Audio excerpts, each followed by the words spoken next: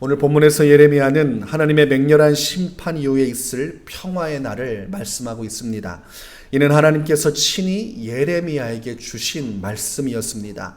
37절을 보니까 보라 내가 노여움과 분함과 큰 분노로 그들을 쫓아보내었던 모든 지방에서 그들을 모아들여 이곳으로 돌아오게 하여 안전히 살게 할 것이라고 말씀하고 있습니다.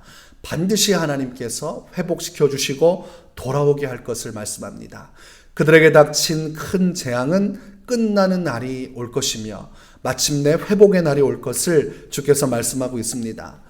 우리가 이것을 통해서 확실히 알게 되는 것은 하나님의 심판의 목적은 철저한 멸망에 있는 것이 아님을 알 수 있게 됩니다. 하나님께서 이들에게 주시는 이 심판은 회개하여 돌아오고 회복되게 하시고자 하는 의도를 담고 있는 것입니다. 하나님께서 주시는 완전한 멸망, 회개하지 않고 돌이킬 수 없는 그 마지막 심판의 날은 최후에 이루어질 것입니다. 우리가 성경 말씀을 보면 마침내 예수님께서 오시고 세상의 모든 것들이 새로워지는 날, 그때 하나님께서 모든 것을 심판하실 텐데 그때는 돌이킬 수가 없습니다.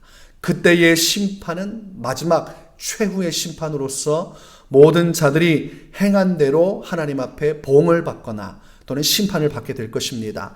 요한계시록 21장 8절에 기록하기를 그러나 두려워하는 자들과 믿지 아니하는 자들과 흉악한 자들과 살인자들과 음행하는 자들과 점술가들과 우상 숭배자들과 거짓하는 모든 자들은 불과 유황으로 타는 못에 던져지리니 이것이 둘째 사망이라고 말씀하고 있습니다.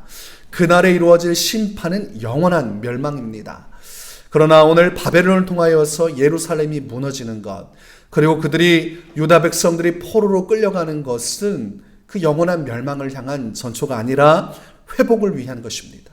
온전히 회개하는 것, 다시금 새로워져서 하나님의 백성으로서 온전한 길을 가도록 하는 것이 주요 목적인 것입니다. 그러니까 예레미야는 70년간의 포로 생활을 선포할 수 있었던 것입니다. 하나님의 의가 담겨진 심판이고 회복을 위한 심판이기 때문에 당당하게 외칠 수 있었던 것입니다. 하나님께서 훗날 이루실 그 영원한 주님의 역사하심을 바라보면서 담대하게 주의 진리를 전하고 있던 것입니다. 하나님은 여전히 유다 백성과의 영적인 관계를 포기하지 않으셨음을 우리가 알 수 있습니다.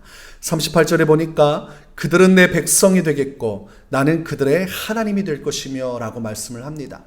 그러니까 하나님은 여전히 지금 이 백성들을 마음속에서 내친 것이 아니라 지금 마음속에 오늘 예레미야를 통해서 선포하신 내용처럼 여전히 그들을 자신의 백성으로 여기고 있고 이 모든 환난과 위기가 마친 후에 진정으로 그들의 하나님으로서 백성으로서 다시금 회복되어지고 온전한 사랑의 관계로 돌아가게 될 것을 말씀하고 계십니다. 그러니까 더 가까운 회복과 가까운 교제를 위하여서 잠깐 하나님께서 고난을 주시는 것뿐입니다. 이처럼 하나님과 하나님의 백성과의 관계는 쉽게 끊어질 수 있는 것이 아닙니다. 하나님께서 하나님의 백성 삼아주시고 자녀 삼아주신 이 관계는 그렇게 쉽게 단절되는 것이 아니에요.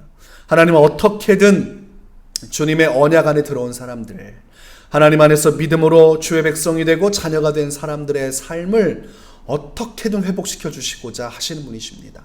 어떻게든 살게끔 하기 위해 역사하시는 분이십니다. 그러니까 선하신 것이죠. 의도가 선하기 때문에 그분의 심판은 아름다울 수 있는 것입니다. 로마서 8장 38절과 39절에서 이렇게 기록합니다. 내가 확신하노니 사망이나 생명이나 천사들이나 권세자들이나 현재 일이나 장래 일이나 능력이나 높음이나 기쁨이나 다른 어떤 피조물이라도 우리를 우리 주 그리스도 예수 안에 있는 하나님의 사랑에서 끊을 수 없으리라.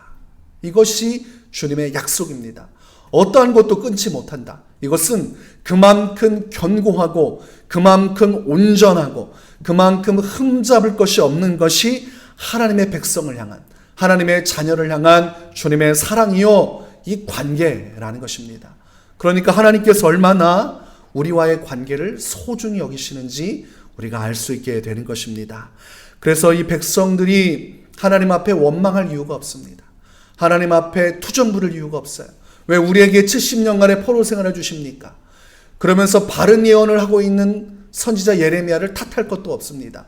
예레미야 잘못도 아니고 하나님 잘못도 아닙니다.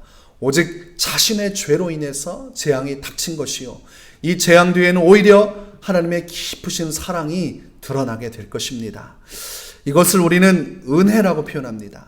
죄를 지었고 하나님 앞에 영원한 멸망에 처해져도 할 말이 없지만 하나님께서 끝까지 관계를 지키시고 보존하시고 생명을 주고자 하시기에 그 은혜와 긍휼이 나타나는 이 모든 일련의 과정을 은혜라고 합니다. 그러니 은혜의 과정 가운데 있는 하나의 심판의 부분일 뿐입니다. 전체는 다 은혜입니다. 사도 바울은 고린도전서 15장 10절에서 이렇게 말합니다. 그러나 내가 나 된 것은 하나님의 은혜로 된 것이니 내게 주신 그의 은혜가 헛되지 아니하여 내가 모든 사도보다 더 많이 수고하였으나 내가 한 것이 아니요 오직 나와 함께 하신 하나님의 은혜로다. 결국은 사도 바울도 확실하게 깨닫는 것이죠.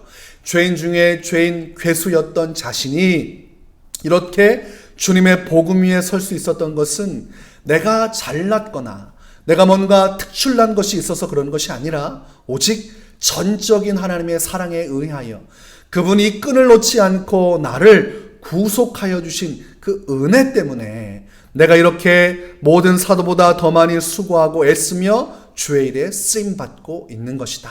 이렇게 정리를 하고 있습니다. 오늘 이스라엘 백성들은 주님의 은혜 아래에 있는 것입니다. 하나님의 은혜가 끊어진 것이 아니에요. 70년간의 포로 생활은 고통스러울 것이고 답답할 수 있지만 하나님은 마침내 회복을 명하시면서 여전히 그 안에 사랑이 담겨져 있음을, 그리고 마침내 은혜의 때가 열리게 될 것을, 그리고 그 은혜 속에서 지금도 그들이 보호받고 있다는 사실을 말씀하고 있습니다. 이것이 맹렬한 심판 가운데서 이스라엘 백성들이 분명하게 붙들고 있어야 할 진리였습니다. 우리도 살아가면서 이것을 분명히 확신해야 됩니다. 나는 오늘 주의 은혜 가운데 살아가고 있다. 내가 오늘 어떠한 환난과 어려움을 겪는다 할지라도 주님의 은혜 안에 거하고 있다. 그러니 우리는 슬픈 현실을 맞이한다 할지라도 낙심하지 말아야 됩니다. 소망을 가지고 하나님 앞에 서야 됩니다. 설령 지금 어려운 환난의 때가 있는다 할지라도 더 좋은 은혜를 베푸시는 주님을 바라볼 수 있어야 됩니다. 42절을 보니까 여호와께서 이와 같이 말씀하시니라. 내가 이 백성에게 이 큰 재앙을 내린 것 같이 허락한 모든 복을 그들에게 내리리라. 어려움의 순간도 있지만 그만큼 더 큰 복도 예비되어 있다는 것입니다. 하나님의 연단과 하나님의 심판, 그 이후에는 정금과 같은 믿음이, 그리고 하나님의 축복의 순간이 되돌아올 것입니다. 그러니까 우리는 고난과 환난 중에도 하나님께서 큰 복을 주실 것이다. 하나님께서 더 나은 은혜를 위하여 나를 지금 인도하고 계신다. 이 확신을 절대로 놓쳐서는 안 되겠습니다. 오늘 하루 살아갈 때 나와 함께 하시는 주님의 은혜를 확신하시기 바랍니다. 내 인생을 이끌어 가신 하나님, 그분의 선하심과 인자하심을 확신하고 내가 장차 결과적으로는 큰 복을 누리게 될 것이다. 우리가 영적인 최후의 결론은 영원한 천국이요 생명의 면류관이라는 사실을 깨닫게 되면 오늘 우리는 기쁨으로 살아갈 수 있습니다. 찬송할 수 있고 하나님께 감사할 수 있고 우리 인생을 합력하여 선으로 이끌어 가시는 주님의 영광을 보게 될 것입니다. 오늘 이 믿음으로 온전히 주님께 감사할 수 있고 믿음의 역사를 흔들림 없이 이루어 나가실 수 있기를 주의 이름으로 축원합니다.